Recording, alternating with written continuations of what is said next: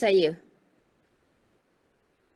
Dengar. Dengar cuma kalau tak dengar bagi tahu kalau putus-putus. Saya rasa internet tak berapa okey lah, saya nak buka ni pun tak dapat.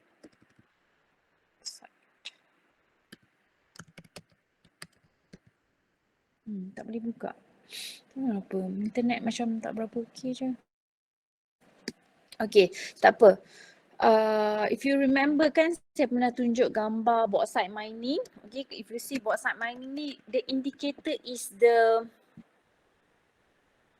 Oh, dia pula. Okay.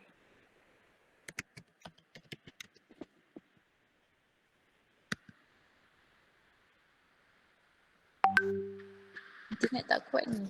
Okay, so the indicator is actually the colour of the soil. Okay, kalau you nampak kan, kawasan mining tu, kawasan ni macam rumput pun tak nak hidup. Okay, because dia tak boleh nak start kehidupan dia. That's why I said soil organic matter is the key. Okay, key for the living organism to start. Okay, so what is actually a soil organic matter? Okay, of course, macam you tahu, dapat bayangkan dia sebenarnya adalah rumput-rumput kering, humus. Okay, so what is actually by definitions the soil organic matter? Okay, so soil organic matter is the fraction of the soils that consist of plant or animal tissue in various stages of breakdown, which is the decomposition lah. So sebenarnya kita ada organic materials and also organic matter. Organic materials ni macam rumput yang sedang hidup dekat dalam dekat atas tanah kita. That is organic materials. Contohnya ada cacing, that is organic material. Tapi apa itu organic matter? Organic matter are components of organic materials that are undergo what we call as decomposition process. And decomposition process ni pun ada beberapa peringkat until we call it as a humus. Humus ni adalah decomposed materials. Maksudnya dia dah a more stables of organic matter. Ada yang sedang melalui decomposition process. Okay, so ada yang belum, which is organic materials too. Okay, so organic matter is made up of different components that can be grouped into three major types. First is what we call as, yang saya cakap tadi, organic materials, plant residues and living microbial biomass, which belum undergo the process of decomposition. Okay, then number 2 is we have what we call as active soil organic matter. Okay, this is also called as a detritus, which is materials that are undergoing process decompositions. Okay, number 3 is a stable one, which already go through the process of decomposition, which is the humus. And these types of organic matter is the one that is very beneficial to the crops, which it will provide nutrients, it will also have a higher CEC. Okay, so soil organic matter in the environment might be small. Okay, some of us ataupun conventional plantations ataupun farmers orang dulu kan yang dibakar the whole plantation, dibakar tanah tu. Okay, which is not very good, bukan not very good, it's not good at all. Okay, because tahu kan bila you bakar kawasan tu, you akan membunuh you akan membunuh all the soil organism, which is very important for the soils to be alive. Number 1. Number 2 is that the organic matter will be changed into carbon dioxide form and not be kept as a carbon stock in the soil. Okay, so sebenarnya by teori kita nak dia disimpan dalam carbon stock. Sebenarnya kalau proses decomposition, decomposition process adalah oxidation process that change the carbon chain kepada carbon dioxide. Tapi kita tak nak yang macam tu. We want a slowly decomposition process. Okay, bakar tu yes, sebab abu ataupun kita panggil burn residue, dia memang ada high CEC. However, only high CEC.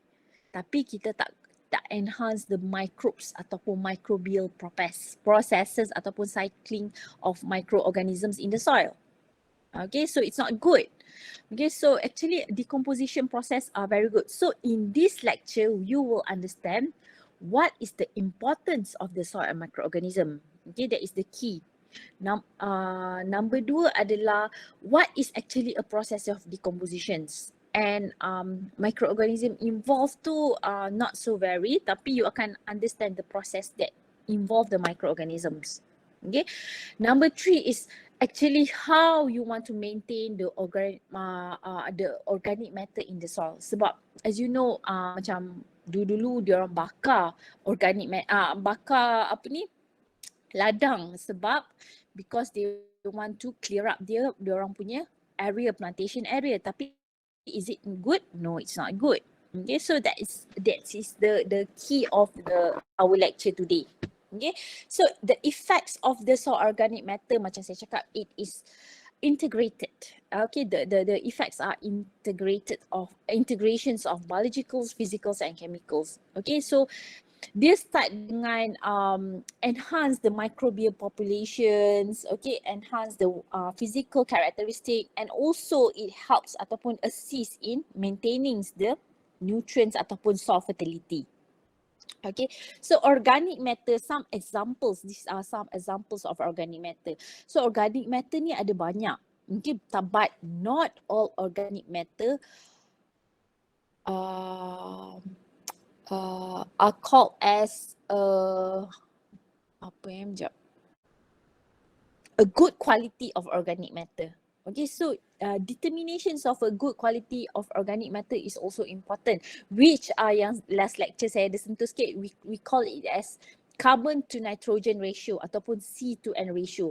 Dalam organic matter, when we talk about organic matter, C to N ratio is very very important sebab dia akan melibatkan sama ada nutrient tu di-release ataupun nutrient dalam tanah hilang. Okay, so there are few types of organic matter. Kita ada compost. Okay, so compost ni adalah, composting is the decompositions of plant remains and other ones living materials to make an earthy dark crumbly substances. So compost kita ada banyak-banyak jenis lah. Ada yang kita ada kitchen waste. Kitchen compost is a part of the compost material, organic matter. Okay, sebab dia daripada living materials kan. Okay, so ada yang kitchen waste, ada yang kita ambil tahi-tahi lembu. Okay, tahi-tahi lembu, najis lembu, najis ayam, najis kambing, ada yang kan najis kelawar pun ada juga.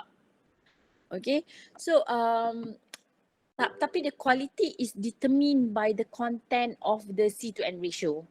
Okay, so tak semualah bila you nak guna, you nak buat baju kompos ni, you have to determine. Memang ada orang kilang yang buat baju kompos kan, because kompos is very very important. Nanti saya tunjukkan macam mana student saya buat eksperimen and how it affects the growth of the growth of the crops. Okay. Okay, so ada yang jenis what we call as bark. Okay, bark ni macam lebih besar lah size dia, ataupun macam kulit-kulit kayu. Then we have mulch. Okay, so mulch pun is a part of the organic matter. Organic matter ni banyak, semua jenis sisa-sisa buangan daripada organik. Okay, so mulch is used to cover soil to help hold moisture, prevent weeds. Okay, sekejap saya tunjuk you mulching. Okay, so ada yang kita boleh letak dalam bentuk kompos, ada yang kita boleh letak dalam bentuk macam ni je. Nampak gambar? Okay, so this is type of compost, tapi it's a slowly one. Sekarang ni kita nak letak yang halus ke, yang besar-besar macam ni, it depends on our intention. Contohnya macam mulching ni kita letak sebenarnya, kalau bahasa Melayu dia kita panggil sungkupan. Okay, so sungkupan ni kita nak preserve the moisture of the soil. Preserve the moisture of the soil is the main criteria lah mula-mula sekali, sebab bila you preserve the soil moisture, you akan enhance the microorganisms yang duduk kat dalam tanah tu. Sebab microorganisms ni macam cacing semua, you nampak kan, dia suka moist. Kulat, fungus is macam saya cakap, dia ada pathogenik, ada yang beneficial kan. Beneficial ni fungus memang kita perlukan. The more the variety of the microorganisms in the soil, contohnya macam bakteria, fungus, actinomyces, the more the better. Okay, so fungus pun sama, dia perlukan kawasan yang lembap. Okay, so kalau tanah you kering macam kawasan ni, sekejap saya tunjuk.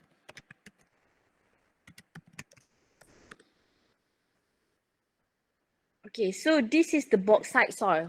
Okay, you rasa, Mas Rizal, awak rasa fungus nak duduk tak dalam kawasan macam ni?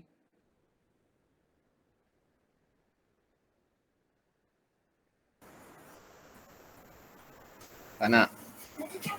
Kan sebab apa Mas Rizal? Ada yang jawab kat belakang tu.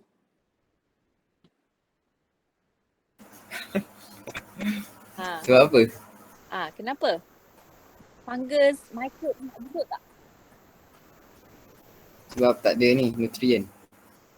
Tak, saya tengah cakap pasal yang lain. Apa?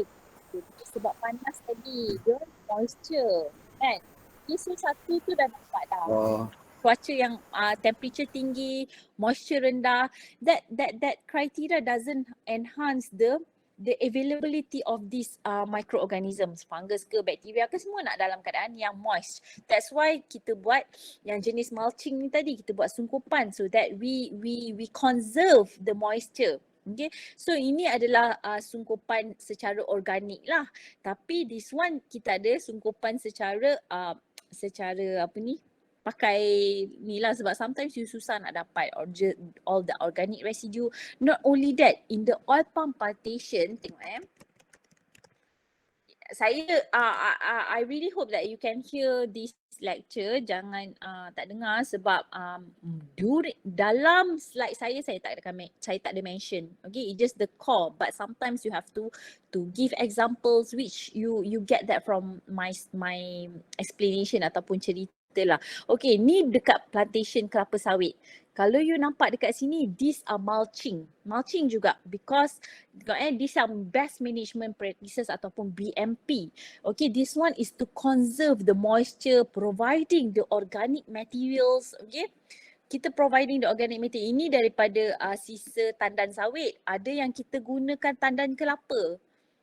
Tandan pelepah. Okay, mulching of palm plantations, fronts.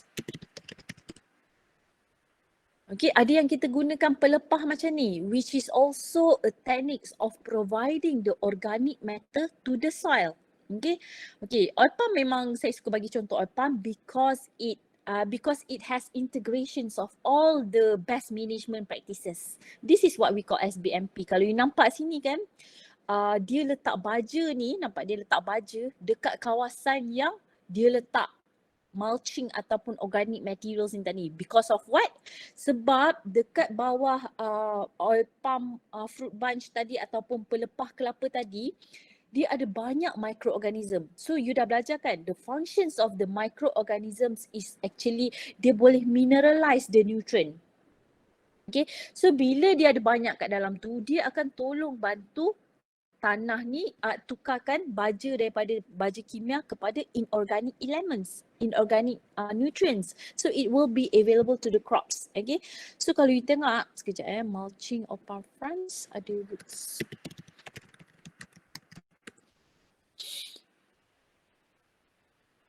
tak ada gambar. Okay, kalau you nampak sebenarnya nanti kan dekat bawah-bawah ni akar kelapa sawit banyak tumbuh ke arah bawah sungkupan ni tadi. Okay, so clear Okay, straw ni adalah apa ni Sharifah Abarina? Saya tanya. What is straw?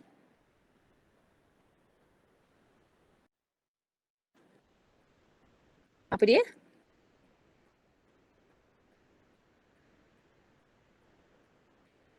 What is straw?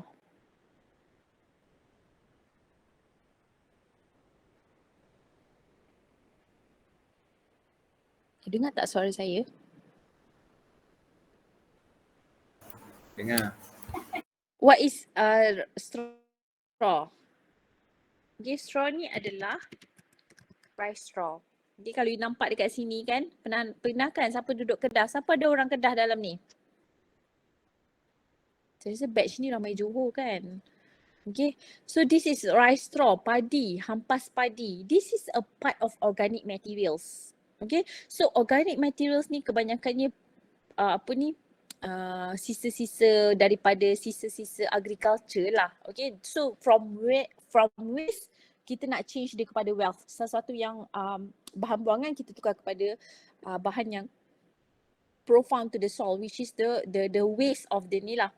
So ni adalah salah satu yang digunakan oleh luar negara. Kalau Malaysia tak berapa lah, tapi kalau luar negara dia tutup permukaan tanah dia so that angin yang kuat tu tak bring all the topsoil away by wind. Okay, so that is the functions of that. Dan dia tak mengeringkan tanah lah, sebab sometimes macam kawasan-kawasan yang ni angin dia kuat jadi dia akan mengeringkan tanah. So these are some types of the organic materials. Okay, ada any question? Okay, so kalau macam najis-najis lembu, kita panggil apa bahasa Inggeris ni, cow manure, chicken manure, all that is under compost, which are the earthy dark crumbly substances. Okay, but yang lain-lain walaupun dia besar, it is also considered as a organic matter. Okay, so organic matter, as I mentioned to you, the benefits are profound actually. So the first thing first, the start of everything, bila ada organic matter, it is the source of food for the living organism. A source of food of the bacteria, source of food of the microorganism, source of food for the earthworm. Okay, so when the food is there, it enhance the availability of the microorganisms. Lagi banyak dia. Okay, so bila lagi banyak dia akan enhances the soil microbial biodiversities and dia akan suppress the disease and pests. Okay, not only that, ada lagi. Okay, it also helps to ada cycle of the microorganisms yang lebih, rantaian makanan yang lebih banyak. Okay, so not only that, it also enhance the pore space through the actions of the microorganism. Sebab bila microorganism ni dia bergerak dalam tanah tu, dia are creating the channels kan. Okay, macam cacing, anak-anak, dia create channels which are the macropores. Macropores are very, very important in allowing the water or the air to circulate.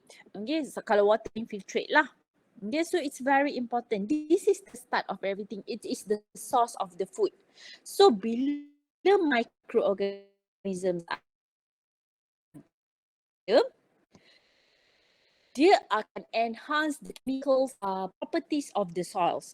First is, as you know, when the microorganisms are able to change the nutrients from unavailable forms to available forms. Okay, number one. Number two is the chemicals properties of the organic materials is dia memang ada CEC yang tinggi. Maksudnya organic materials has higher cation exchange capacity rather than the soil itself. Lagi tinggi daripada clay, tinggi daripada elite, semua jenis clay itulah. Okay, so it increase the soil CEC, meaning that when it has a higher CEC, it has the ability to hold the cations more than the nutrient, more than the soil. Okay, so dia boleh pegang calcium, dia boleh pegang magnesium, dia boleh pegang potassium. Okay, then it also improve the ability of the soil to resist pH change, which is known as buffering capacity. Okay, so tanah ni dia sebenarnya dia ada buffer capacity. Contohnya bila soil tu dia pH dia adalah dia nak turun, bukan agricultural practices akan menurunkan pH, tapi the soil has the ability to buffer the pH. Dia tahan, dia macam penampan, penampan pH tu. Okay. So this organic matter menyebabkan tanah tu the fluctuations of the pH are low. Okay. Number three is that accelerates decomposition of soil minerals over time, making the nutrients in the minerals available for the plant uptake.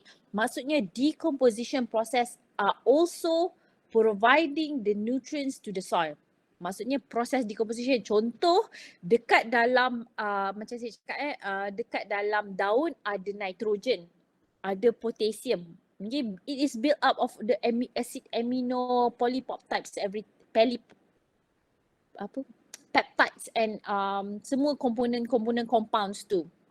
Okay, so bila dia bila dia decompose, they are giving back all those components to the soil. So the process of decompositions making the minerals be back to the soil. Okay, so kalau you nampak dekat sini, this is how it act. Okay, satu, dia tolong pegangkan nutrient. Lagi satu, dia boleh release the nutrient. Okay, so soil humus dia ada what we call it as a pH dependent. Okay, so pH dependent ni, as the pH increase, more OH negative is available. Okay, so jadi bila banyak OH negative is available and therefore more CEC. Okay, kalau you nampak the structure of the salts, dia ada OH dekat hujung dia ni sekejap saya tunjuk. OH. So bila pH adalah adalah neutral and towards alkaline ataupun basic, okay, dia akan release the H+. H+ akan masuk dalam tanah dan H+ akan hilang through leaching. But dia akan tinggalkan satu lagi CEC site which is O negative. This is where the functions of the organic matter, dia ada O negative. Jadi nampak kat gambar kat bawah ni, O negatif ni bila you provide, contoh ada K positif yang terapung-apung dalam tanah tu, then this organic matter macam tangan kan, bila CEC dia akan tolong pegang K. Jadi K tak hilang through leaching. Okay, so it acts as a dia ada CEC yang tinggi so that it can hold temporarily the cation so that the cation won't be leached away. Okay, so that is what we call as pH dependent. pH dependent ni dalam keadaan, dia kena dalam keadaan bergantung pada pH. Kalau pH dia berasid, tanah tu berasid, O dekat sini akan pegang the H+. Sebab H+ banyak dalam tanah. Okay, because the H+ are high in high concentration in the soil, that the O negative, that the H+ will be attracted to the O negative. But if the soil is maintained from neutral to basic, which is like 7.5 lah, 7.5 to 8, meaning that dia ada banyak K, Mg, calcium, all that, and the K, Mg, calcium, O negative ni tadi akan release the H+. Sebab K, Ca, Mg adalah lebih banyak kan, so dia akan get attached to the O negative. Okay, so that is how the soil or the organic matter is what we call as pH dependent. It can hold the nutrient for a while. Okay, because dia akan ada CEC. And kalau you tengok nanti, the process of decomposition, the process of decomposition juga actually release the inorganic nutrients. Okay, so maksudnya dalam pokok tu ada K yang tinggi. Jadi K ni, the process of decomposition akan meriliskan organic materials juga, ataupun organic materials, ataupun dalam organic materials tu ada inorganic nutrients. So it is released to the soil. So dua, satu dia pegang, satu dia release. Okay, any questions on that? That is very important Ada tak apa-apa soalan Nurin, Syairin? Farisha, faham tak? Faham. Okay, faham So dia boleh dua mekanisme kalau berkaitan dengan nutrient. Dia ada CEC yang tinggi, dia juga boleh meriliskan nutrient. Okay, so finish on the biologicals and chemical parts. Okay, so physical parts are also very important. Okay, sebab dia beberapa jenis tanah. Satu tanah yang hanya ada clay je. Sekejap saya tunjuk Crusting soil.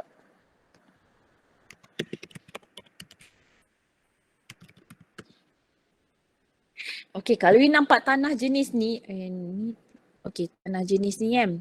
Okay, so you nampak kan, it is comprises of only clay. Clay je yang banyak dekat dalam tanah ni. Jadi organic matter are very rendah lah. Kalau you nampak dia clay ni sebab dia macam dia ada charge kan, dia akan melekat-lekat macam magnet.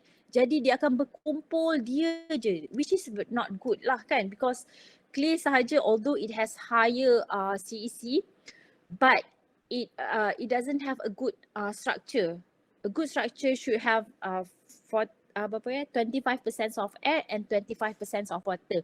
And this type of soil doesn't allow infiltrations of water and also air, of course. Okay, so in comparisons to this type of soil, nampak yang bawah ni, okay, bila ada organic matter ni they enhance the aggregate stability, okay, which they improve the water infiltrations and soil erosions, and dia akan menyebabkan bila air tu boleh masuk dengan baik ke dalam tanah, okay, jadi dia reduce the runoff. Kalau you tengok bila deforestation dilakukan okay, so proses deforestation, sekejap saya tunjuk gambar so that you can imagine.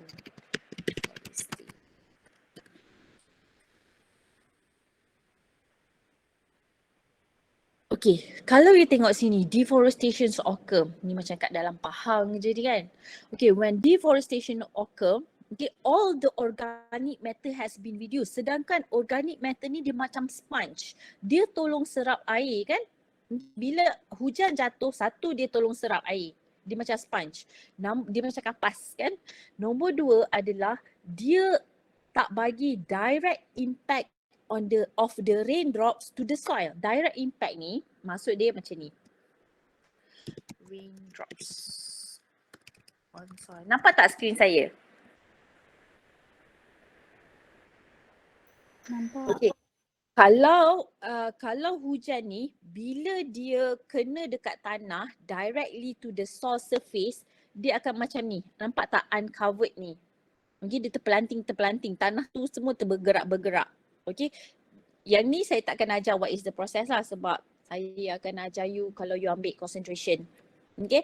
So dia akan splash away tanah tu. Maksudnya dia merosakkan struktur tanah. Sedangkan tanah ni sepatutnya dia clump together kan. Dia membentuk aggregates dia sendiri.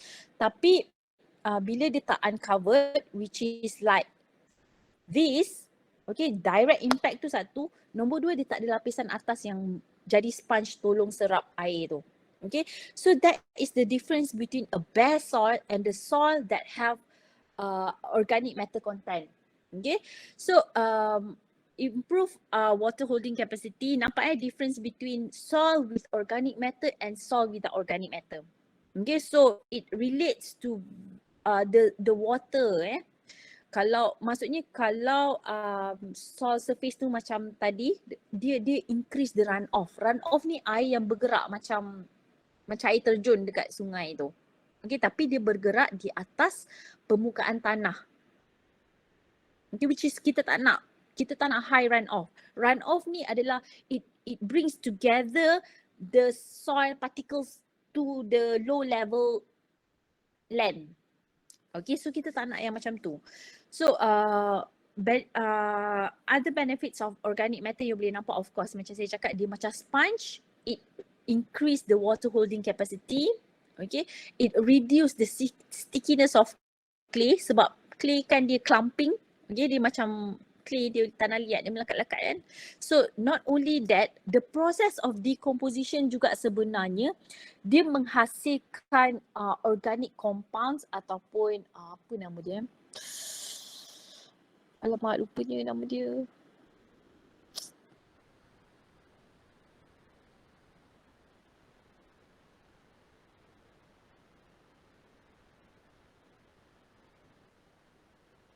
dia menghasilkan, lupa nama dia, keluar organic substances lah, tapi dia menyebabkan tanah tu dia macam glue dia tolong lekatkan tanah tu. Get stability. Okay, microbes yang duduk dalam tu pun dia bukan hanya akar-akar pokok ataupun rumput saja. Okay, so microorganism, kulat, macam saya tunjuk kat you, mycorrhiza, trichoderma, dia ada compounds, organic compounds that it acts like a glue. Dia tolong structurekan tanah tu to macam clumping together lah. Okay. Okay, so ini sama juga, semua dia dalam keadaan yang summary of that. Okay, so nampak kesan organic matter is not only to, for example, biological je, the source of food for the microorganism. No, dia punya effects are interrelated. Okay, which bila you discuss, you kena discuss in menyeluruh. Okay, so bila kita nak tahu macam mana kita nak adakan organic matter in the soil, of course we have to understand what is the theory of decomposition process. Of course, macam saya cakap, decomposition process is a biological process. Dia dilakukan oleh microorganism that it needs the enzyme from that microorganism. So the process of decomposition is actually a process of oxidation. Okay, dia memerlukan oksigen untuk tukarkan organic compound kepada carbon dioxide, energy and also inorganic nutrients. So the oxygen have to be there. The microbes have to be there, the microbes enzyme have to be there, and it's a form of respirations. Okay, because actually bahasa pasal dia macam microbes tu makan, digest organic matter, and dia helps to change the organic matter organic matter into decomposed. Okay, so decomposition by term is a biological process that includes the physical breakdown and biochemical transformation. Physical breakdown meaning from big to small. Sebab tu bila dalam soil you kena ada cacing, contoh you kena ada tikus makan daun ke? Okay, you ada cacing, you ada termites, sampailah sekecil-kecil fungus dan juga bakteria, because each of these are helping the process of decomposition. Contoh cacing ni daripada satu daun besar tu, dia pecah-pecahkan kepada yang lebih kecil. Okay, which is lagi luas permukaan terdedak adalah the more the possibility of decomposition process to be occurred. Okay, so basic dia adalah it have to be in aerobic conditions, kena ada oksigen. Okay, so kalau you tengok kawasan banjir yang ni dekat Pahang. Kejap. Flooding oil palm.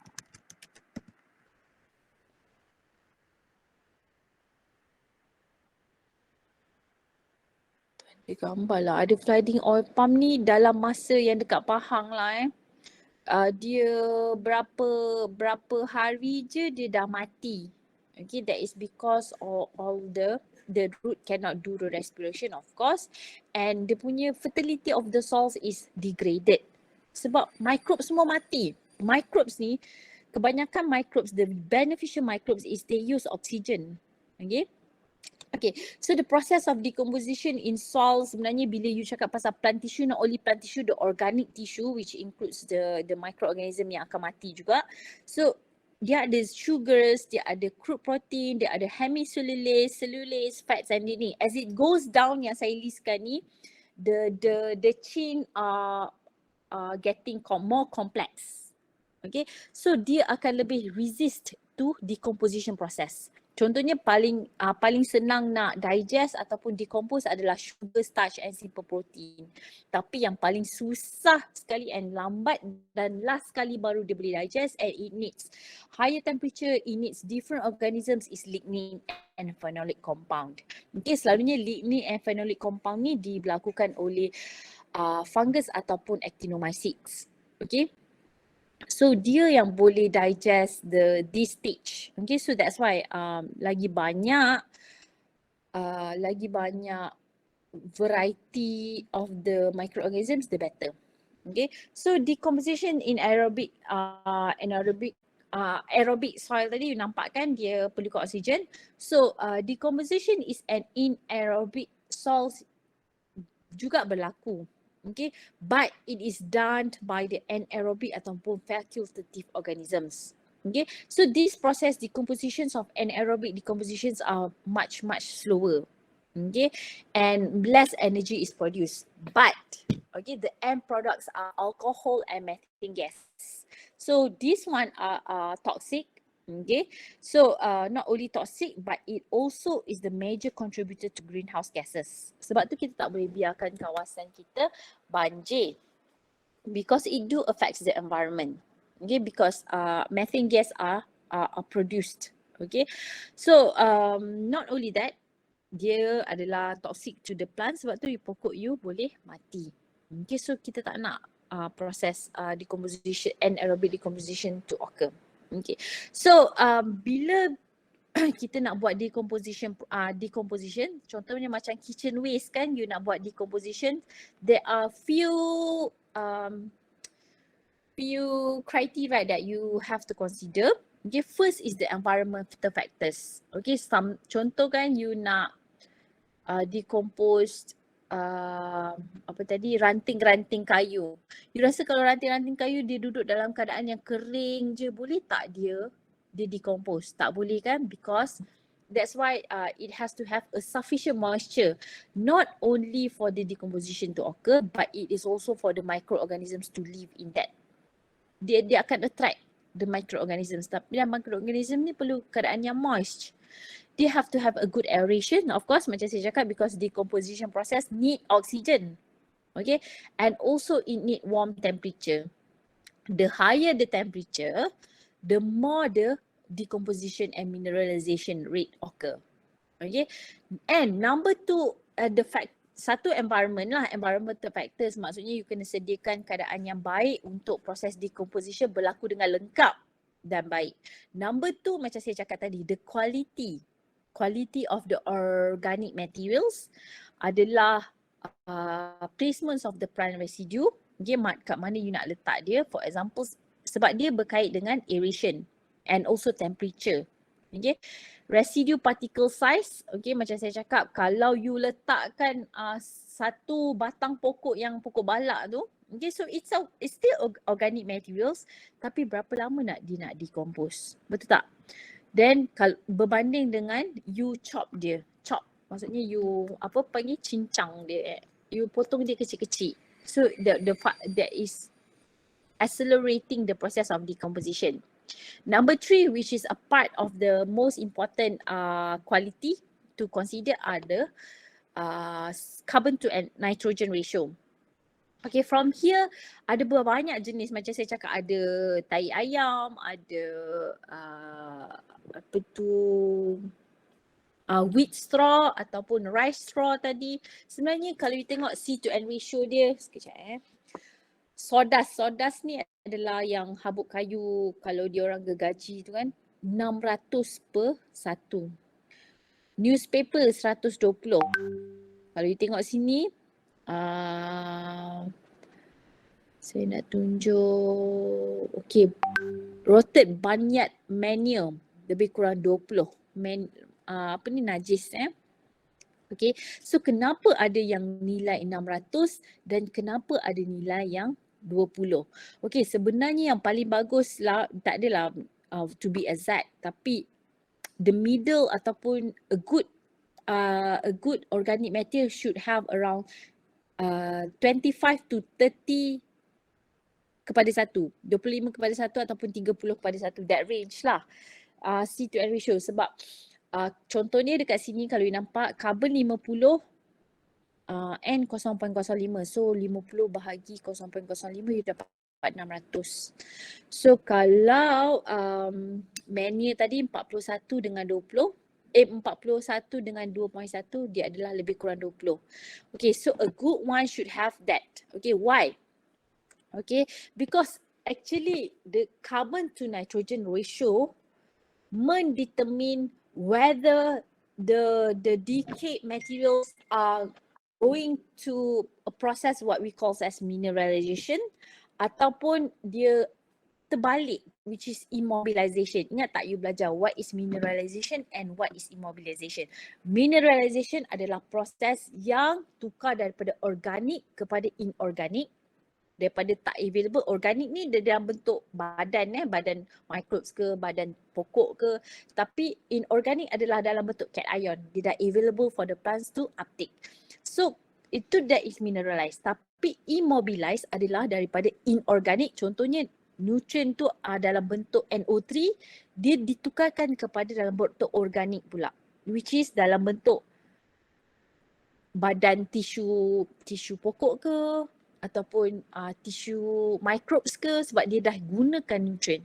Maksudnya yang proses yang kita nak sebenarnya to occur the mineralization process. That is the positive process. But the versus one is the immobilization process. Kita tak nak immobilization berlaku. Immobilization maksudnya pertukaran daripada available nutrient kepada yang tak available. Daripada inorganik kepada organik. Kita tak nak yang tu. Okay. So kenapa? Sebab bila microbe makan contohnya you letak crop residue lah dekat situ kan. Okay, akar pokok tu. Okay, akar pokok bila microbe makan sebenarnya generally they need 8 parts of carbon and 1 part of nitrogen. Okay, so 8 kepada 1 adalah 1/3. Okay, so that's why a good situation is around 25. Sebab bila dia makan karbon, contoh ni saya terangkan dalam bahasa pasar dulu. Okay, bila dia makan karbon, okay, contoh dia ada 600 karbon. Okay, jadi dia ada 50 karbon. Sepatutnya 1/3 je kan. Tapi kalau you tengok sini 0.05 dengan 50, tak silap saya berapa? Dia tak, bukan 1/3 lah kan. Jadi nitrogen dia terlalu sikit dekat sini. Okay, bila nitrogen dia terlalu sikit, contoh mikroorganism ni bila dia makan 1 bahagian, dia makan 8 bahagian nitrogen, dia perlukan 1 nitrogen. Tapi kat sini ada 50 bahagian karbon, tapi ada 0.05, tak sampai 1 pun nitrogen dia. Sedangkan microbes, they need the nitrogen to build dia punya body, DNA, they need the proteins, okay? So that's why ada 1 part of nitrogen. So bila banyak sangat karbon, dia akan invite the microorganism to come. Okay, when they invite the microorganism to come, ada lagi karbon. From where does the microbes nak take the nitrogen? Dalam organic matter dah habis. Because dalam ni ada 0.05 saja. Contoh untuk sawdust ni tadi. 50 ada. Patutnya 8 kepada 1 kan? Okay, tapi sekarang ni 50 dengan 5. 0.05. Banyak sangat karbon. Microorganisms akan datang untuk makan karbon, tapi nitrogen dah habis. So, this microorganism, what they do is that dia akan scavenge nutrien tu daripada baja you letak contoh. Ataupun dia akan scavenge nutrien tu daripada nitrogen yang ada dekat dalam tanah. Available nitrogen, which is in the inorganic nutrients. Nitrogen tu, dia datang, dia makan and dia tukar dalam bentuk body dia. That's why what we call as immobilization. Faham tak? Sarahani.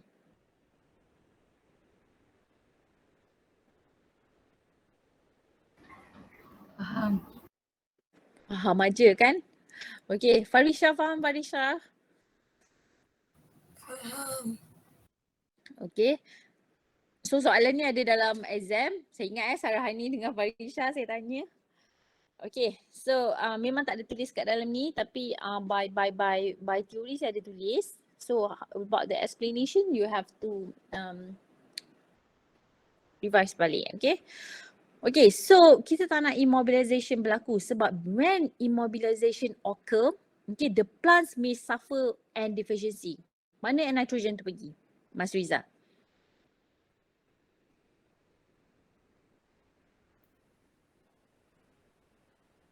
Mas Rizal.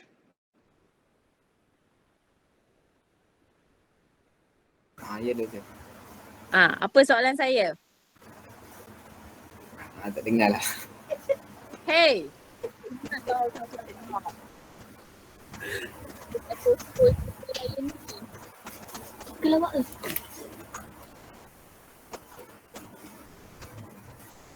Zul Haris.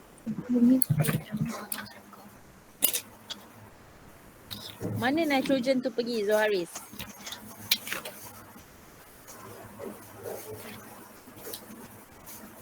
Mas Rizal bising ah.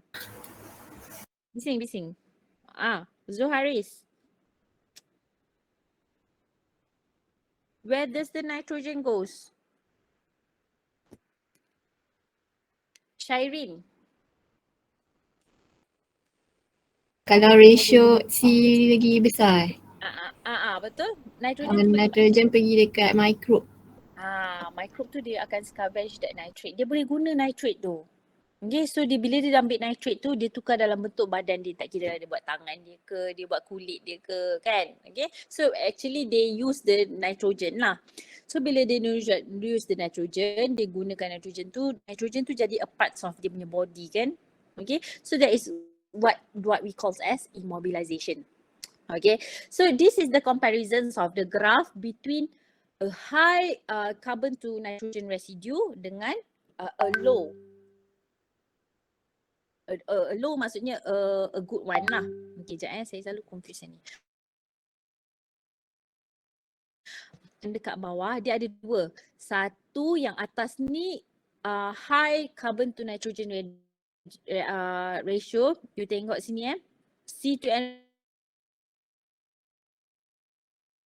ratio dia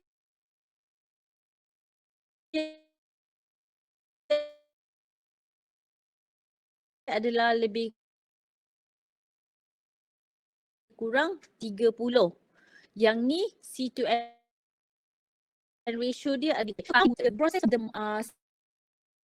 C to N salah. Tengok yang warna biru ni. Tengok Okay, ni ada keluar dalam exam tau. Okay, so 60. Mula-mula 60. So, bila 60 dia turun. Okay, jadi the process of the microbial activity berlaku. Okay, meaning that the scavenge of the carbon. So, tinggi berlaku dia. Then it will scavenge the nitrogen. The residue added are here. So, when the process of decomposition occur, the soluble nitrogen levels in the soil will be depressed. So there is a nitrate depression. Okay, dia tak contribute to nitrogen pun ke dalam soil tu. Sedangkan when we talk about organic materials, dia boleh jadi mineralization, meaning that they're adding the nitrogen. However, in comparison to the low ataupun optimum carbon to nitrogen ratio, kita tak nak low sangat pun. Kita panggil call it as optimum. Salah pula. Okay, so optimum carbon to N ratio, it is around 20 here. Dia start dengan 20. So the microbial activity are high. Nampak lebih merangsang microbial activities and the release of the carbon dioxide. And the nitrogen are increasing. Soluble and soluble nitrogen in the soils are increased, meaning that this is where the no nitrate depression occur and it is contributing to mineralizations of the nitrogen. Okay, clear? Okay, so okay, but that is the process, the quality. Okay, so after the decomposition process, macam saya cakap tadi, kita ada a few of organic matter, kita ada what we call as active, okay, plant litter, light fraction, microbial biomass yang undergo the process of decomposition. And lastly, after the process of decomposition completed, kita ada humic acid, flavic acid and humin. These are a type of what we call as a stable humus lah. Okay, so this is just for informations. Okay, can we take 5? Dah sejam dah. Yes. Mungkin kita jumpa balik pukul 11:10. Okay, thank you.